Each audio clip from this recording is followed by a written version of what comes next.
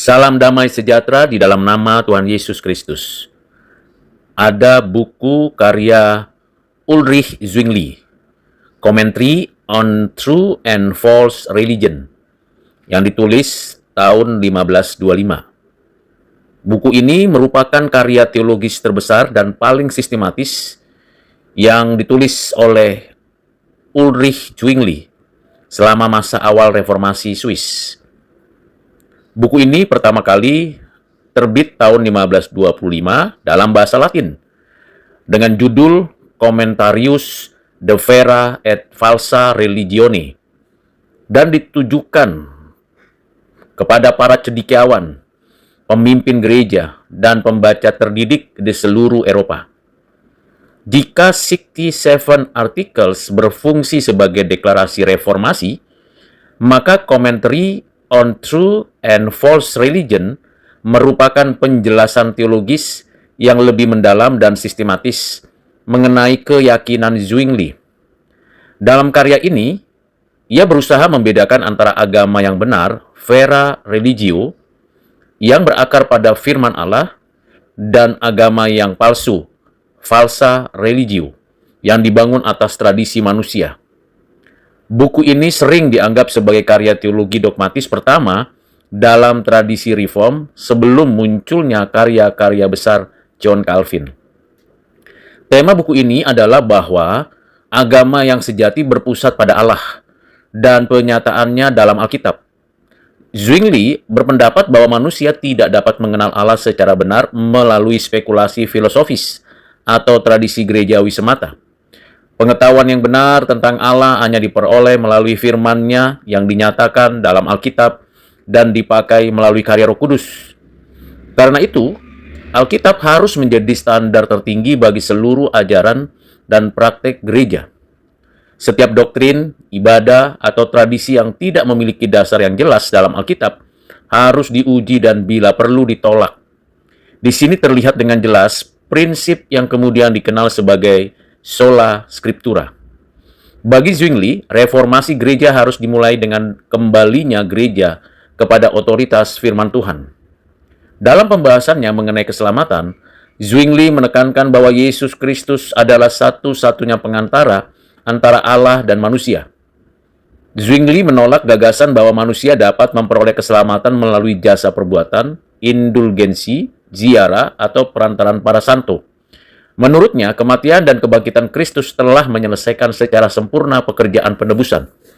Oleh sebab itu, iman kepada Kristus menjadi dasar pembenaran manusia di hadapan Allah.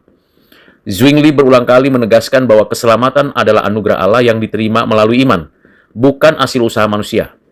Dalam hal ini, pemikirannya memiliki kesamaan dengan reformator Protestan lainnya. Namun, ia mengembangkan penjelasan yang khas dengan menekankan hubungan antara iman sejati dan kehidupan yang diperbaharui oleh Roh Kudus.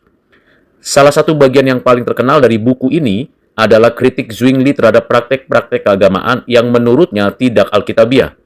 Ia mengkritik penghormatan terhadap relik, doa kepada orang-orang kudus, penggunaan gambar-gambar religius sebagai objek devosi, dan berbagai bentuk ritual yang dianggap mengaburkan pusat iman Kristen, yaitu Kristus sendiri. Menurut Zwingli, banyak orang pada zamannya lebih mempercayai benda-benda suci atau tradisi gereja daripada janji Allah dalam Injil. Ia menyebut kecenderungan tersebut sebagai bentuk penyembahan yang keliru karena pengalihan hati manusia dari Allah kepada ciptaan. Kritik ini menjadi dasar bagi reformasi ibadah di Zurich, yang kemudian menghapus berbagai unsur yang dianggap tidak sesuai dengan Alkitab.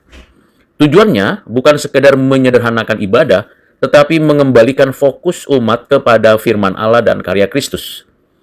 Mengenai sakramen, buku ini memperlihatkan arah pemikiran Zwingli yang kemudian membedakannya dari Luther. Ia menegaskan bahwa sakramen adalah tanda lahiria yang menunjuk kepada realitas rohani yang dikerjakan Allah dalam diri orang percaya. Baptisan dan perjamuan kudus tidak memiliki kuasa magis yang secara otomatis menghasilkan keselamatan. Sebaliknya, sakramen berfungsi sebagai tanda perjanjian dan pengakuan iman umat percaya. Khusus mengenai perjamuan kudus, Zwingli menolak pemahaman bahwa tubuh Kristus hadir secara fisik dalam roti dan anggur. Ia melihat perjamuan kudus terutama sebagai tindakan peringatan akan pengorbanan Kristus dan pernyataan iman gereja. Pandangan ini kemudian menjadi salah satu ciri khas tradisi reform awal. Selain membahas doktrin gereja, Zwingli juga menguraikan implikasi etis dari agama yang benar. Menurutnya, iman yang sejati harus menghasilkan kehidupan yang saleh, adil, dan bertanggung jawab dalam masyarakat. Ia menolak pemisahan antara kehidupan rohani dan kehidupan sehari-hari. Orang Kristen dipanggil untuk memuliakan Allah melalui pekerjaan, keluarga, pelayanan publik, dan hubungan sosial. Dalam bagian ini terlihat bahwa reformasi menurut Zwingli tidak hanya menyangkut perubahan keyakinan, tetapi juga transformasi seluruh kehidupan manusia. Ia menekankan bahwa Injil memiliki konsekuensi moral yang nyata dan harus memengaruhi cara seseorang hidup di tengah masyarakat. Karena itu, agama yang benar selalu menghasilkan buah yang nyata dalam tindakan. Secara keseluruhan, Commentary on True and False Religion merupakan karya yang memperlihatkan kedewasaan teologi Zwingli dan memberikan dasar intelektual bagi reformasi Swiss. Buku ini merangkum keyakinannya tentang otoritas Alkitab, keselamatan oleh Kristus saja, pembaharuan ibadah, pemahaman sakramen, dan kehidupan Kristen yang berpusat pada Allah. Melalui karya buku ini, Zwingli berusaha menunjukkan bahwa reformasi bukanlah pemberontakan terhadap gereja, melainkan usaha untuk mengembalikan gereja kepada ajaran para rasul dan kesaksian Alkitab. Pengaruh buku ini melampaui Zurich dan membentuk identitas awal tradisi reform di Eropa. Banyak tema yang dikembangkan kemudian oleh Heinrich Bullinger dan John Calvin telah muncul dalam bentuk awal dalam karya ini. Oleh karena itu, buku ini tetap menjadi salah satu sumber primer paling penting untuk memahami teologi dan visi reformasi Ulrich Zwingli. Kiranya saya dan saudara dapat membaca buku ini dengan baik dan benar dan mempelajarinya dengan utuh hal-hal yang dijelaskan oleh Zwingli dalam bukunya Commentary on Truth and False Religion. Tuhan Yesus memberkati kita sekalian. Amin.